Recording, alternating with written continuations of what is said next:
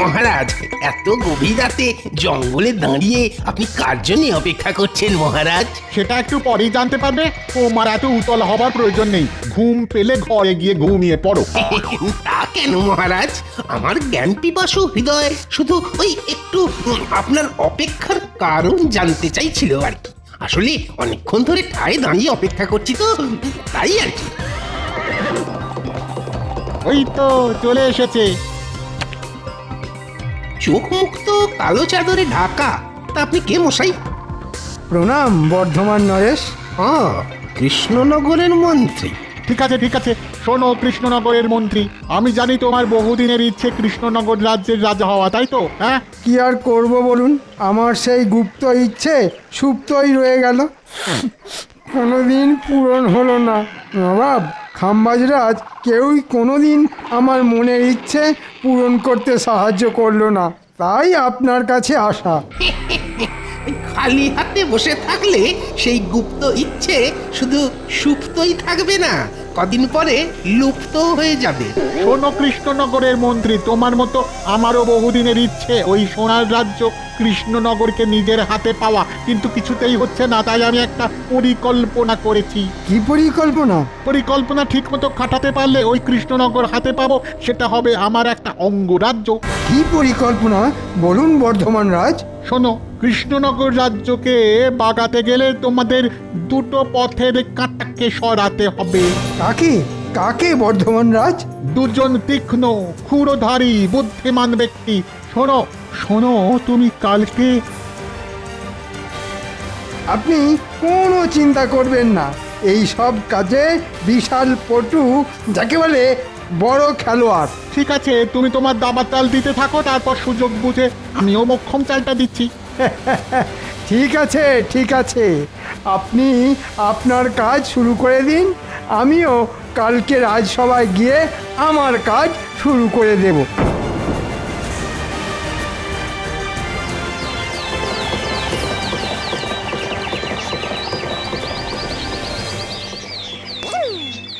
ধুর ধুর, ভালো লাগে না।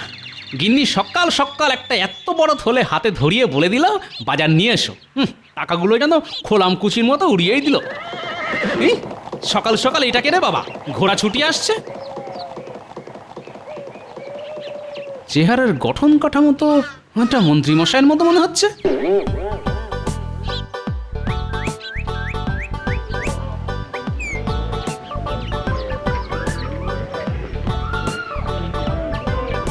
কি ভাই, তোমার এই পটল তো সকাল সকালেই পটল তুলেছে।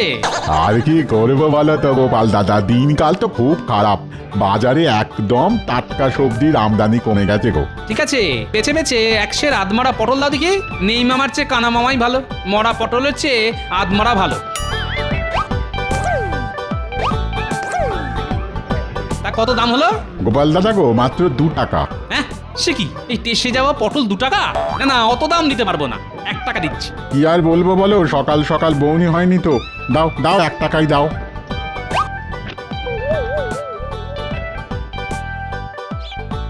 দেখেছো মানুষটাকে কোন কাক ভরে বাজার আনতে পাঠিয়েছি, কিন্তু এখনো ফেরার নাম গন্ধ নেই।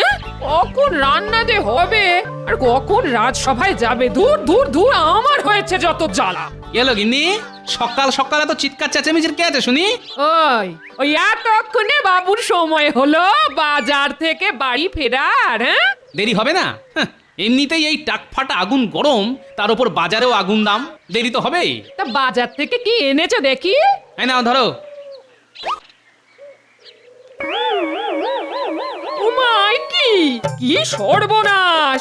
এ কি বাজার করেছো তুমি? কেন, কি আবার হলো? তুমি যা যা আনতে বলেছিলে তাই তাই এনেছি।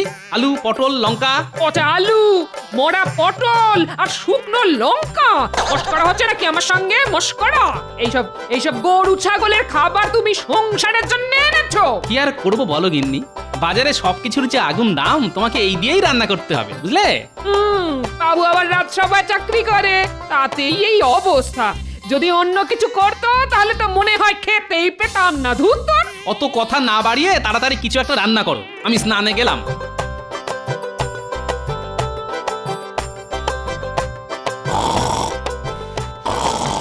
তখন থেকে কার যেন একটা নাক ডাকার আওয়াজ পাচ্ছি।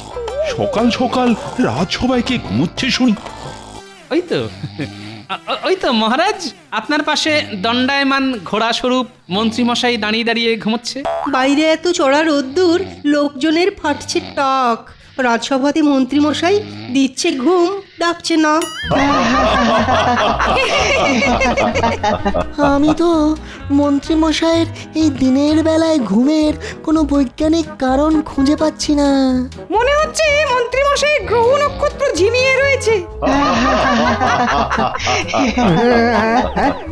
কি হলো? কি হলো? কি হলো? ও ঘোড়া মশাই, থুরি, মন্ত্রীমশাই উঠে পড়ুন। কি বললে গোপাল? আমি ঘোড়া? তাহলে তুমি কি? তুমি একটা পেট মোটা হাতি।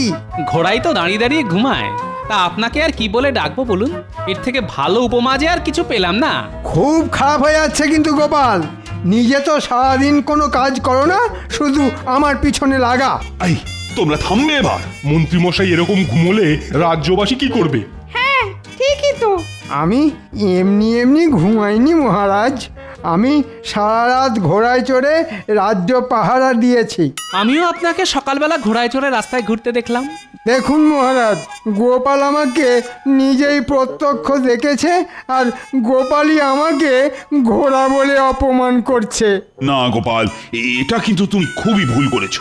না জেনে বুঝে কাউকে এভাবে অপমান করা উচিত নয়। মহারাজ, আমার কি মনে হয় জানেন তো, আমাদের রাজসভা থেকে দুজন অকর্মা ঢেঁকি সভাসদকে একেবারে বিদায় করে দেওয়া উচিত। হ্যাঁ, কাদের? কাদের? গোপাল আর বিজ্ঞানীকে। কেন মন্ত্রীমশাই, আমি আবার আপনার কি পাকা ধানে মই দিলাম? হ্যাঁ, সত্যি তো, আমি আবার কি করলাম? কিছুই করনি। এই মন্ত্রী, তুমি কি বলতে চাও সেটা খোলসা করে বলো তো। দেখুন মহারাজ, আমাদের সভাসদদের সকলেই কোনো না কোনো কাজ করে, কিন্তু গোপাল আর বিজ্ঞানী কোনো কাজই করে না, শুধু আসে বসে আর গল্প করে। কেন? আমি গবেষণা করি। তোমার গবেষণায় তোমার জ্ঞান বাড়ে, তাতে রাজ্যের কি উপকার হয় শুনি? হ্যাঁ, হ্যাঁ ঠিক তো। মহারাজ, আমি তো যে কোনো বিপদ এলেই তাতে ঝাঁপিয়ে পড়ি, রাজ্যকে বাঁচাই। সেসব অতীতে যা যা করেছো সব ভুলে যাও। ভবিষ্যতে কি উপকার করবে তার কি ভরসা আছে? তা বলে রাজসভা থেকে তাড়ানোর কি যুক্তি? গোপাল, আমিও কিন্তু মন্ত্রীর সাথে একেবারে একমত। তুমি আর বিজ্ঞানী রাজসভায় কোনো কাজই করো না, আর তাই তোমাদের দুজনকে রাজসভায় রাখাই অনুচিত। আর সে কারণেই তোমাদেরকে আজ থেকে রাজসভায় ছুটি দিয়ে দিলাম। না না মহারাজ, এরকম করবেন না। বাড়িতে গিন্নি আছে, আমরা না খেতে পেয়ে মরে যাবো যে, আমাদের সংসারটা তো ভেসে যাবে। ওসব বলে আমার মন গলাতে পারবে না গোপাল। যেদিন তুমি আর বিজ্ঞানী তোমাদের দুজনের রাজসভায় থাকার গুরুত্ব প্রমাণ করতে পারবে, সেদিনই আবার রাজসভায় ফিরে আসবে, নইলে কিন্তু নয়। এ কি মহা ফাঁপড়ে পড়লাম রে বাবা। বিজ্ঞানী গোপাল অসহায় আজ, সামনে মহা ফাঁপড়, রাজসভার চাকরি হারিয়ে বেলবে তারা পাঁপড়।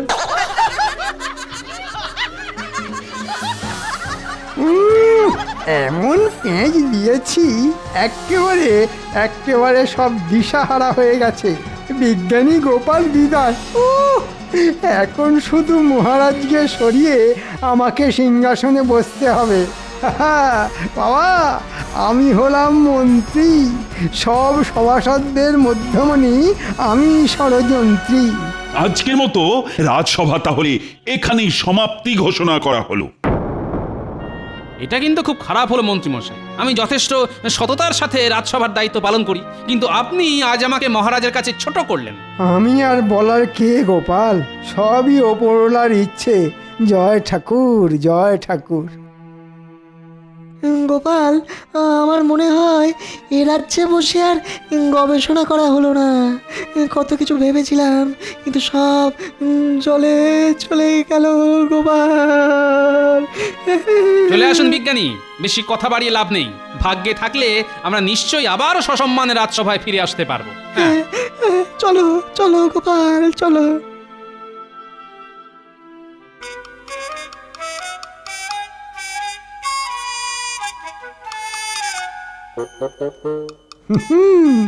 তোমাদের রাজসভা থেকে তাড়িয়েছি, এবার তোমাদের রাজ্য থেকে বিদেয় করব।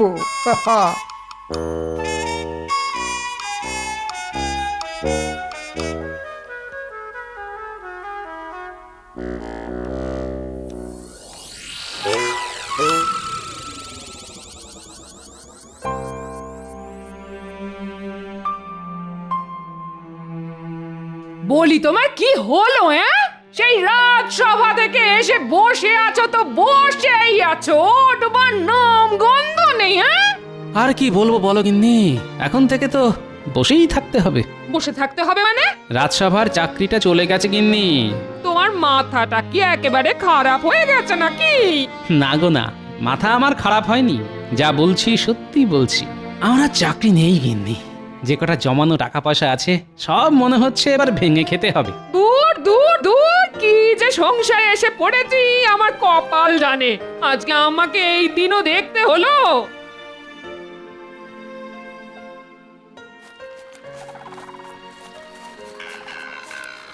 কি ব্যাপার মন্ত্রী মশাই, হঠাৎ করে আমাদের সাথে দেখা করতে এসেছেন? তা পথ ভুলে নাকি? আরে না রে না, একটা কাজের কথা বলতেই এসেছি। কাজটা করতে পারলে ভালো বকশিসও পাবি। হ্যাঁ, দেখুন মন্ত্রীমশাই, আগে থেকেই বলে রাখছি, হ্যাঁ, আপনার কাজ যতবার করতে গেছি কিছু না কিছু বিপদে পড়েইছি। এবার সেরকম হলে করতে পারবো না, এ আমি আগে থেকেই বলে দিচ্ছি আপনাকে। আরে না রে না, এমন কিছুই করতে হবে না যাতে তোরা বিপদে পড়িস। হ্যাঁ, তাহলে ঠিক আছে, বলুন কি করতে হবে? গোপাল আর বিজ্ঞানী এই দুজনকে তোদের চোখে চোখে রাখতে হবে। ওরা কি করছে সেটা জানাতে হবে আমাকে। আচ্ছা মন্ত্রীমশাই, কাজ হয়ে যাবে। এবার এবার আমাদের ওই বকশিসটা। আরে বাবা, পাবি পাবি, সময় হলে ঠিক পাবি। যা এখন চটপট কাজে লেগে পড়। ধুর, এইভাবে কাজ করতে ভালো লাগে বল মোটা। হ্যাঁ, ঠিক বলেছিস। আগে থেকে কিছু হাতে গরম টাকা পয়সা পেলে না হয় কাজ করে একটা মজা পেতাম।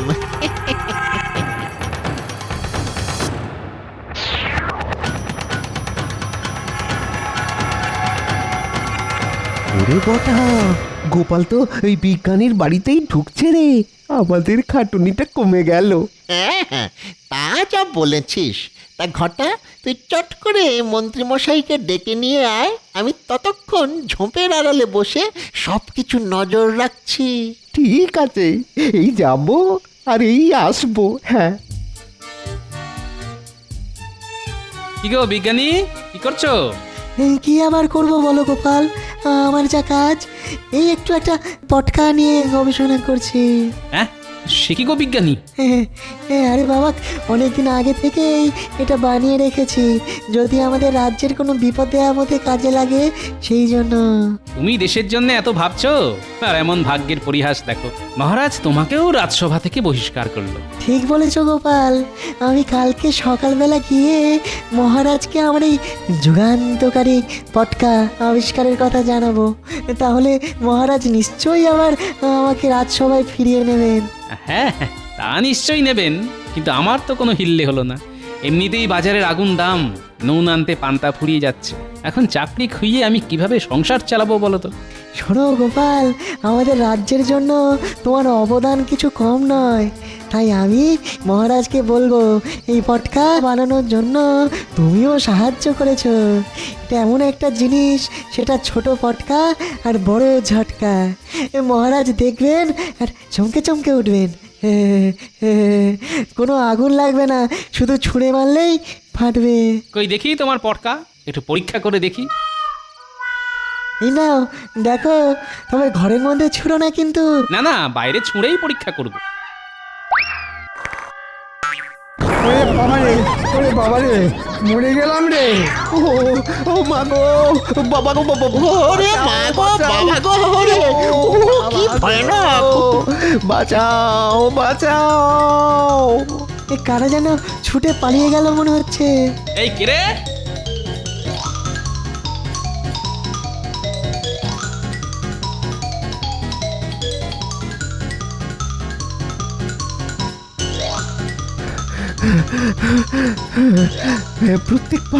প্রত্যেকবার আপনার সাথে এসে কোনো না কোনো বিপদে পড়েই যাই। ঠিক আছে ঠিক আছে, তোরা বাড়িতে যা, বাড়িতে যা। এবার গোপাল আর বিজ্ঞানী যা ব্যবস্থা করার আমি করব। যা যা, বাড়িতে যা, বাড়িতে যা।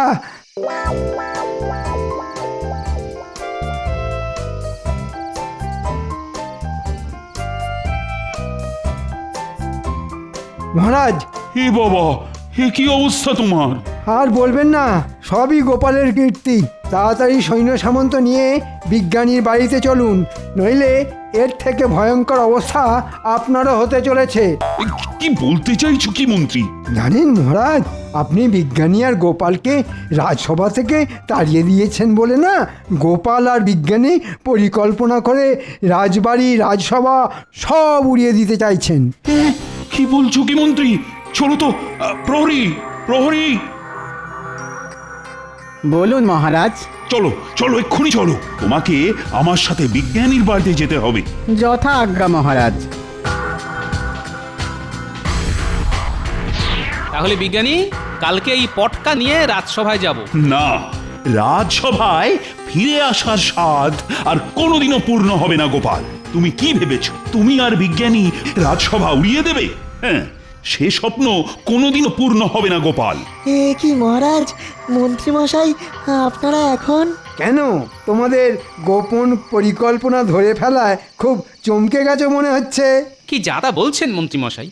বিজ্ঞানী তো ভেবেছিল এই ছোট ছোট পটকাগুলি মহারাজকে দেখাবেন, তাহলে আমাদের রাজ্যের সুরক্ষায় অনেক সুবিধে হবে। হ্যাঁ মহারাজ, আজ সকালে মন্ত্রীমশাই বলেছিলেন না যে আমি কিছুই করি না, কিন্তু সেটা একদম ভুল কথা মহারাজ।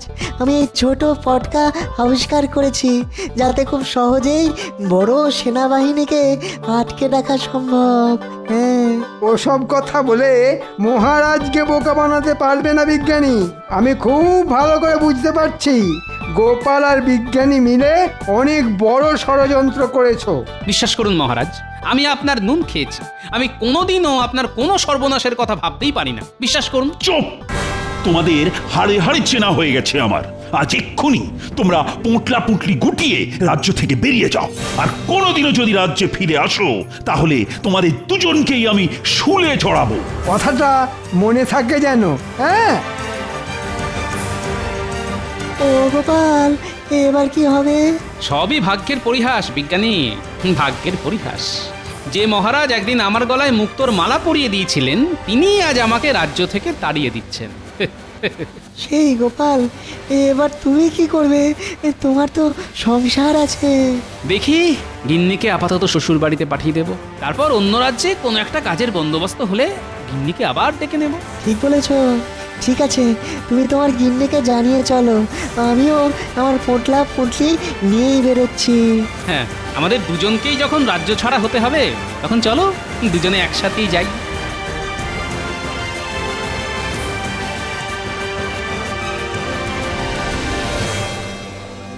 আর বেশি পথ নয় বিজ্ঞানী, এই গুহার রাস্তা পেরোলেই আমরা কৃষ্ণনগর রাজ্যের পশ্চিম সীমানা পেরোবো। ও ও, সেই তখন থেকে হেঁটেই চলেছি, পাটা যেন আর চলছে না। একটু কথা বসে বিশ্রাম নিলে হয় না গোপাল? চলো তাহলে ওই গুহার ভিতরেই না হয় রাতটা কাটিয়ে দিই, তারপর কালকে ভোর হতে না হতেই অজানার উদ্দেশ্যে আবার বেরিয়ে পড়বো। হ্যাঁ হ্যাঁ, তাই চলো।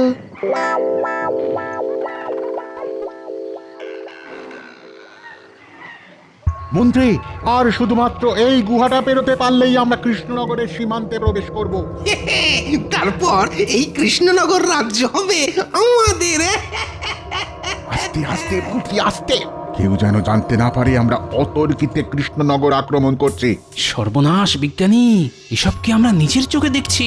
হ্যাঁ গোপাল, কৃষ্ণনগরের সামনে সমূহ বিপদ, আর বিপদ থেকে রক্ষা পাওয়ার অস্ত্র আছে আমার কাছে।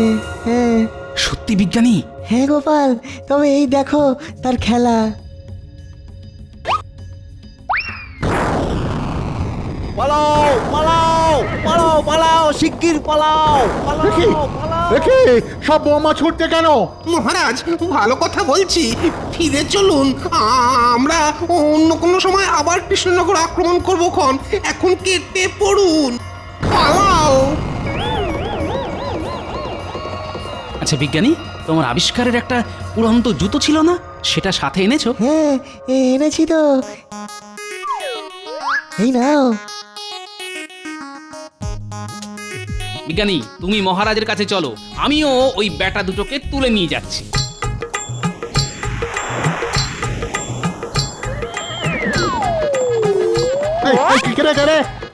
ছাড়ো ছাড়ো ছাড়ো বলছি, ছাড়ো, খুব খারাপ হয়ে যাচ্ছে কিন্তু। ওপর থেকে এখন ছেড়ে দিলে না, এখানেই ফুটুস দুম হয়ে যাবেন আপনারা।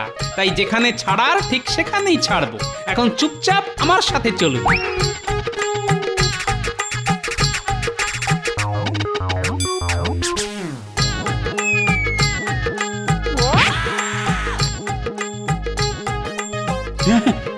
গোপাল, এখানে উড়ে উড়ে আপনার অগোচরে এই বর্ধমান রাজা, মন্ত্রী আর সেনাদল সবাই মিলে আমাদের রাজ্য আক্রমণ করে। তখন আমি আর গোপাল মিলে আমার বানানো বোমা দিয়ে ওদের আক্রমণ ঠেকাই।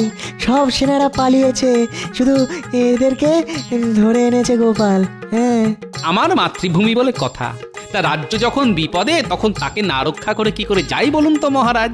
সব সব হয়েছে ওই মন্ত্রীটার জন্যে। ও বলল ঠিক কায়দা করে গোপাল আর বিজ্ঞানীকে কৃষ্ণনগর রাজ্য থেকে সরিয়ে ফেলবে, আর রাজ্য হাতাবো আমরা। সব পরিকল্পনায় জল ঢেলে দিল। মন্ত্রীর এত বড় সাহস! দেখলেন মহারাজ, আমরা নির্দোষ, শুধু শুধু আমাদের ফাঁসানো হয়েছে। আজ আমি মন্ত্রীকে ছাড়বো না, বেটাকে মেরেই ফেলবো। প্রহরী, তুমি এই বর্ধমান রাজার মন্ত্রীকে বেঁধে রাখো, আর মন্ত্রীকে আজ আমি উচিত শিক্ষা দেব। আর গোপাল, বিজ্ঞানী, তোমরা আমায় ক্ষমা করো। ভুল বুঝে আমি তোমাদেরকে অনেক কথা বলেছি, কিছু মনে করো না যেন। আজকে থেকে তোমরা আবার সসম্মানে রাজসভায় আসবে। তোমাদের এই উপকার আমি কোনোদিনও ভুলবো না। সবই মহারাজ বিজ্ঞানীর আবিষ্কার করা ছোট পটকার বড় ঝটকার কামাল। আর এখন আমি মন্ত্রীকে একটা ঝটকা দেব। দাঁড়াও মন্ত্রী, দাঁড়াও বলছি, দাঁড়াবে মন্ত্রী। ভুলে গেছে মন্ত্রী, মহারাজ।